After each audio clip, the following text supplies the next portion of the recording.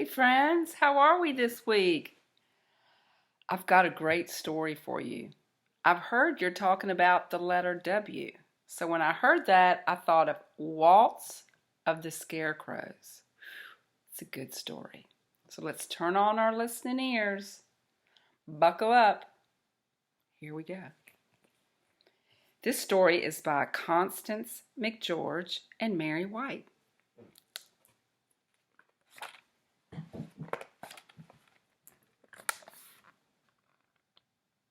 Sarah awoke with a start.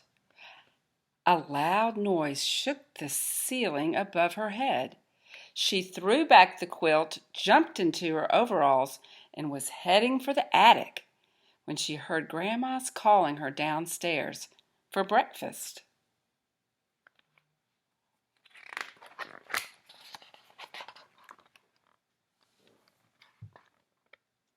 The scent of pancakes and maple syrup filled the kitchen. "What's that noise in the attic?" Sarah asked her grandmother. "Oh, that's just Grandpa," Grandma began to explain, but before she could say more, Grandpa appeared. He was carrying a large bundle of clothes. "Good morning, Sarah," he said. Then he marched straight through the kitchen and out the back door. "I'll be in the barn," he called out as the screen door closed behind him. "What's Grandpa doing?" asked Sarah. "You'll see," Grandma answered with a smile. "But first, let's eat our pancakes."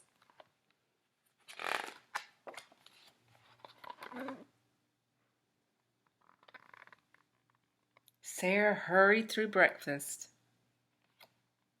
then found Grandpa in the barn. He was sorting through the bundle of clothes from the attic. Sarah watched him carefully unfold a man's evening coat with tails. Shaking out the wrinkles, he laid the coat down gently. Then he straightened the brim of a shiny top hat. Next, he unwrapped a blue satin gown. The sleeves of the coat were patched, and the gown had faded from a dark indigo to a sun-bleached blue. But still they were the most beautiful clothes Sarah had ever seen. "Sarah, my dear," Grandpa announced, "the crops are full and the harvest is near. It's time to make scarecrows." "But I thought scarecrows only wore ragged old clothes," said Sarah.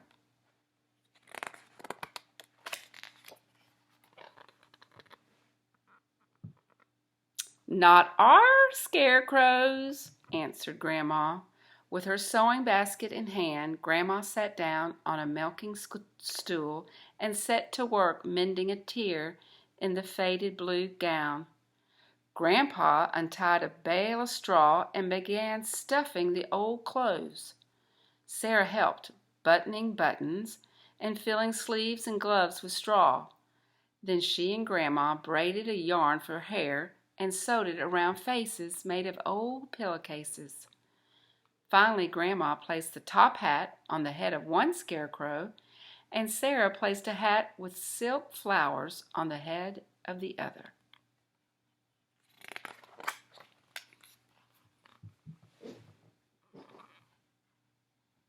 As Sarah helped Grandma and Grandpa carry the scarecrows into the cornfield, she noticed a pair of scarecrows in the field across the road.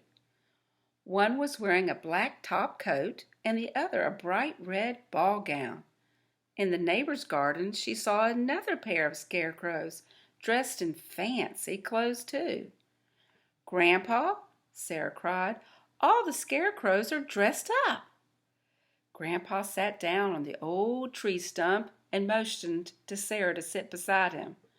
"Why, it's a tradition here," he said.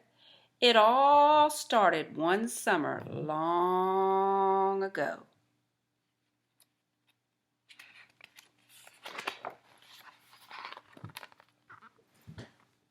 That year, we had the best crops we'd ever had. The corn grew a foot taller than usual, and there were more pumpkins on the vines than we could count. Even the sunflowers were brighter that year than anyone could remember. To celebrate our bounty, A harvest ball was planned. Folks sent away to the city for fancy clothes, evening coats and top hats, ball gowns, and high-heeled shoes. The town was decorated with garlands and lanterns, and an orchestra came all the way from Riverton to play. At dusk, on the night of the ball, we dressed up in our fine new clothes and strutted into town. We were so excited we didn't even notice the dark cloud approaching from the west. As the orchestra began to play and we started to dance, the cloud came closer and closer and closer.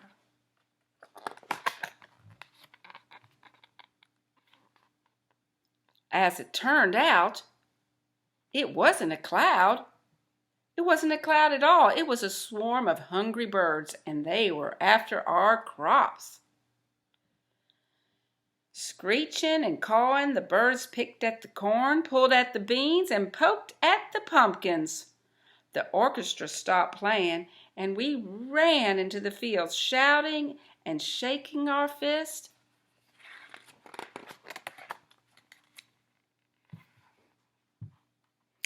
Well, those birds took one look at our black coats flapping and our colorful dresses billowing. They took flight back into the evening sky.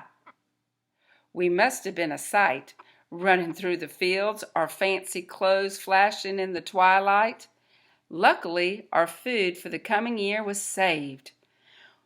But worry was on everyone's mind. What would we do if those birds returned?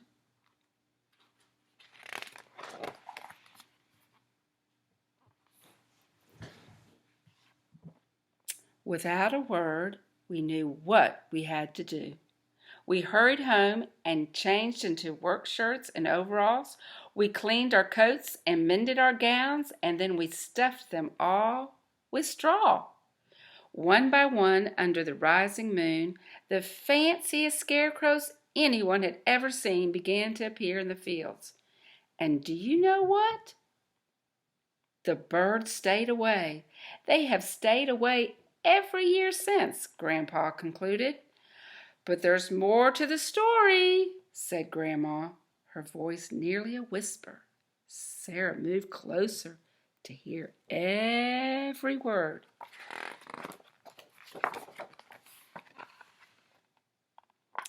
Some folks say that when the crops are full and the harvest moon rises in the sky, a wind blows in from the south.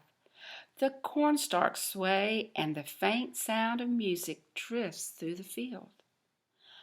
Others say they've heard the sounds of rustling satin, coat-tails flapping, and a shuffling that lasts long into the night. There are even a few, Grandpa added, who claim they've seen the Scarecrows waltzing. Then Grandma and Grandpa took Sarah by the hand, and together they twirled round and round.